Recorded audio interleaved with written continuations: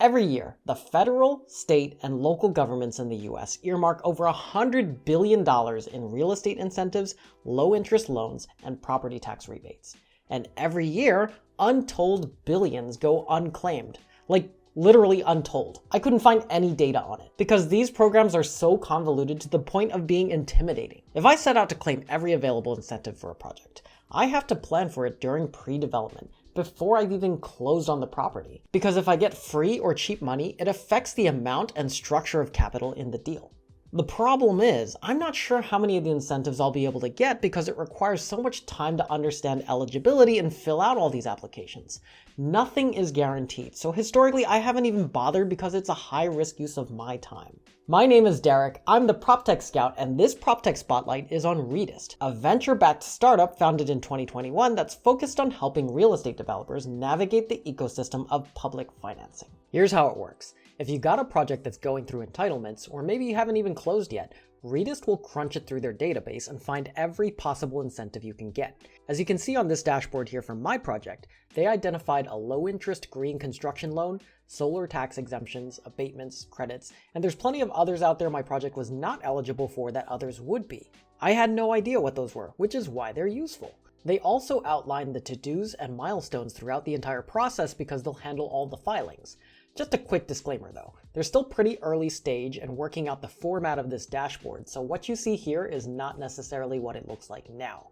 And since they are early stage, not everyone will be eligible for their services yet. To be more specific, their ideal customers right now are small to medium-sized real estate developers with a deal or deals in New York or New Jersey with total project costs of $5 million or more. And the project should be currently in the pre-development process because applying for incentives almost always happens before construction starts. So if that's you, then you should go ahead and reach out to Redist. There's a few links below. And if it's not you, they have plans to expand, so keep watching. And I want to be clear, I do not get paid for these Proptech Spotlights. I handpick them because as a developer, I've either tried their product or I believe in them. So I'm more than happy to use my content to help them grow their businesses. In this case, I have been trying out Redist on my condo conversion, and one of the co-founders, Atif Qadir, agreed to appear in this video. So clips from his interview are coming right up, but don't forget to stick around to the end where I do a SWOT analysis and give you my outlook on the company. All right, so yeah, give me one sentence to describe what Redist does. So Redist is focused on making public financing programs more accessible for real estate developers. How do you do that? With a lot of work. The main focus is on aggregating tons of data that is focused on public financing programs that comes from the federal government level, the state government level, and the local government level, and organizing, curating, cleaning up that dirty data, and presenting it in a visually oriented format. That all the services that we offer related to that. And then the second part is the content that we deliver, starting with our podcast that's called the American Building Podcast. And then from there, we're planning on growing that to include other content that our users are really interested in. For example, blueprints on how to do things like turn a Class C office building into potentially a residential property or some other use. So with the benefit of incentives. All right, so let's rewind a little bit. Tell me about how Redist was founded. Redist was a natural consequence to my career arc. So I am my own first customer, you could say. So essentially, incentives are something that I got exposed to first when I worked for Gary Barnett at Extel Development in New York. So I was there for 3 years, worked on all the projects that you've never heard of. These are the ones that made quite a bit of money, but they weren't on the cover of any particular real deal or anything.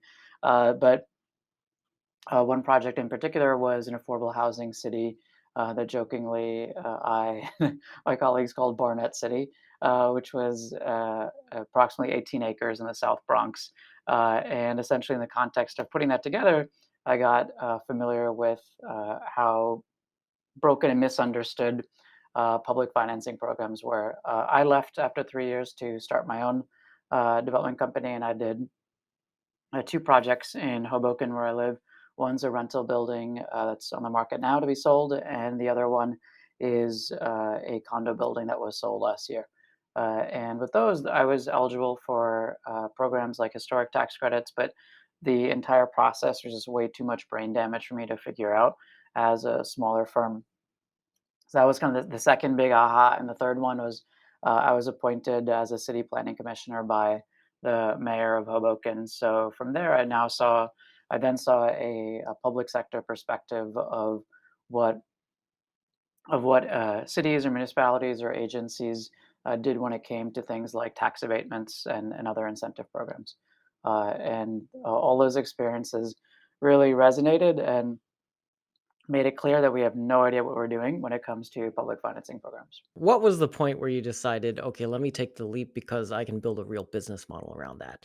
And how did your co-founder fit into that? Sure. So Jonathan Kuo, who's the co-founder for Redist, he and I met because he was one of my first investors in my development business. So he actually is invested in the condo building that I did and the workforce housing portfolio that I built as well.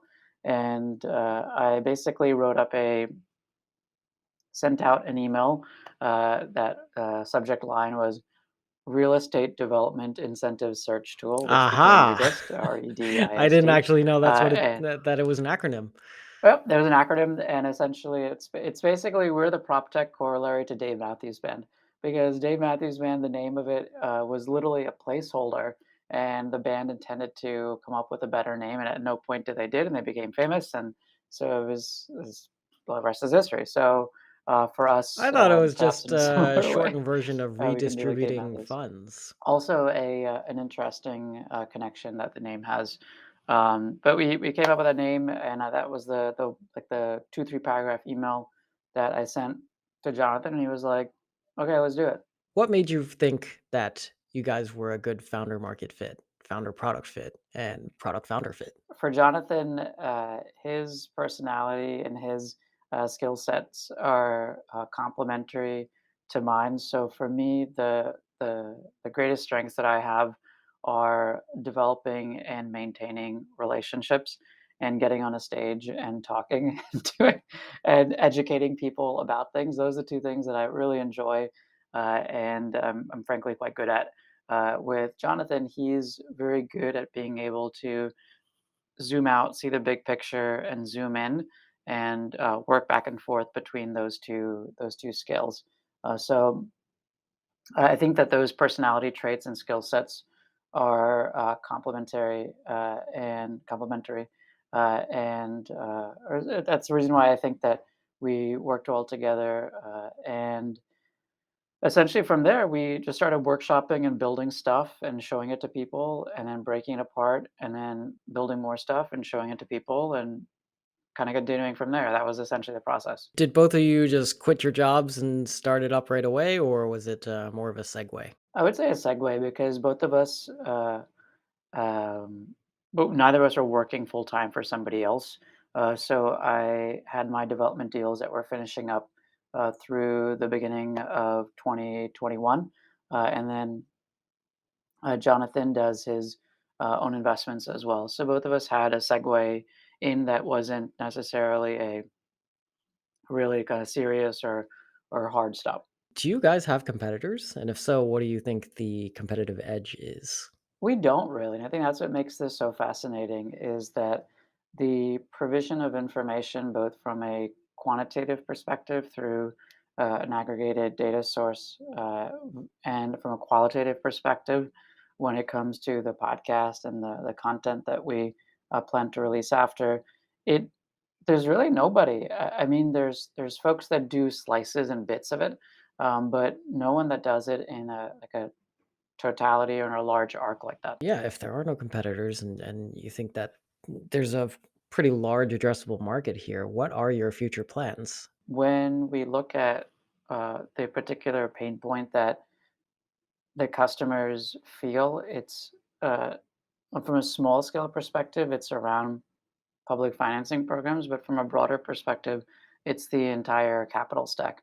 So I think for For us, what we really want to do is to get very good at providing information from a quantitative perspective and a qualitative perspective about public financing programs. And I think then using that as a stepping stone towards other things that we think would be valuable to developers, like myself, for example. And I think we're going to learn quite a bit as we continue down this path. So I wouldn't want to necessarily say that we know precisely what those next steps are going to be, but we do know that folks have pain points beyond just the public financing programs themselves. Let's talk a little bit more about those pain points because it really happens during the pre-development phase when you're doing the acquisitions, the underwriting, and there's just so much going on in such a short period of time. Like if you got a 90-day close, you got to put your entire cap stack together. You got to be recruiting your GC and your design team. You got to be doing initial draft plans. You're already sinking money into the deal.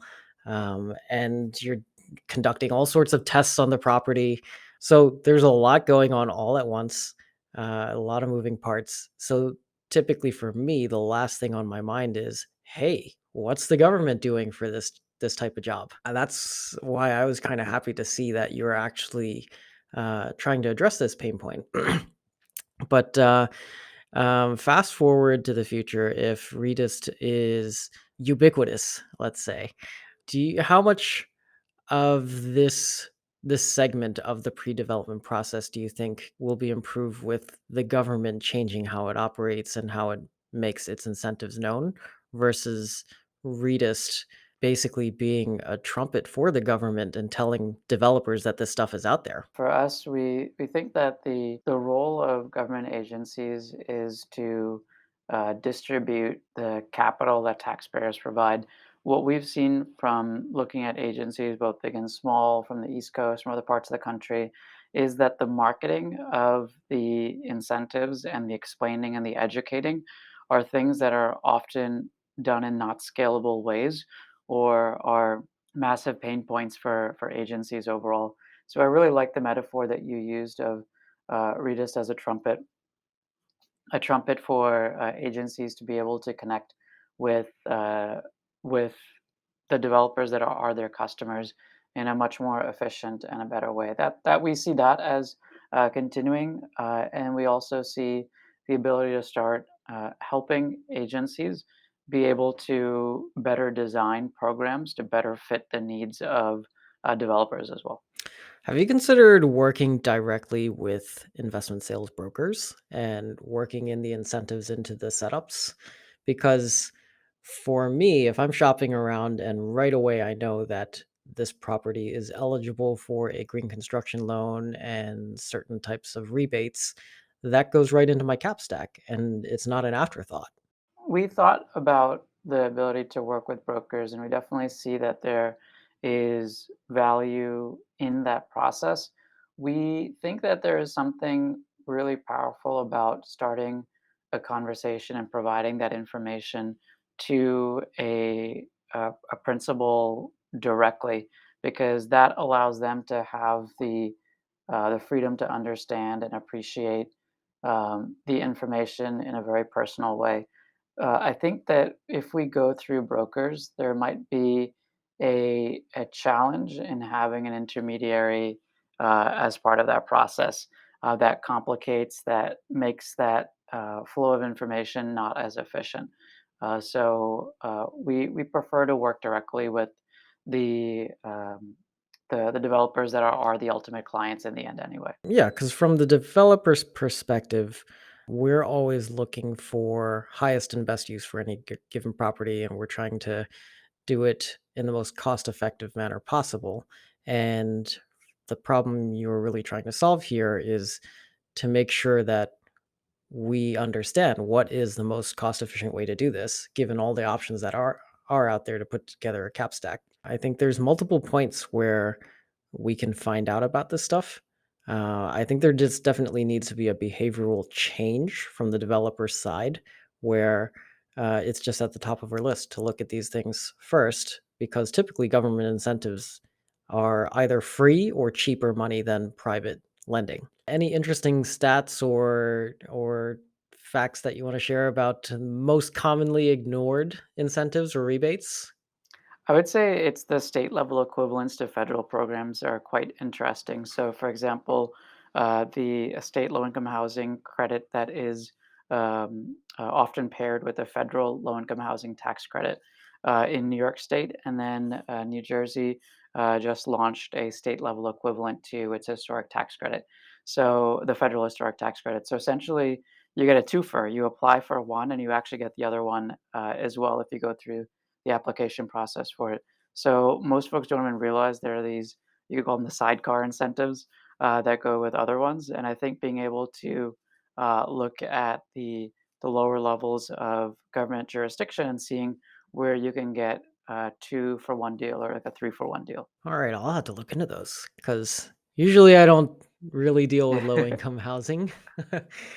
um, but there's definitely money to be made there. Do you have a ballpark of how many incentive programs are out there in the US? We're not sure yet. So we'll get back. We'll get back to you in a couple months on that one. So we're moving our way out of New York and New Jersey to elsewhere, and that'll start giving us a frame of reference of what it is that we should expect going forward. I see. So how many have you added and what is your rate of adding incentive programs to your database?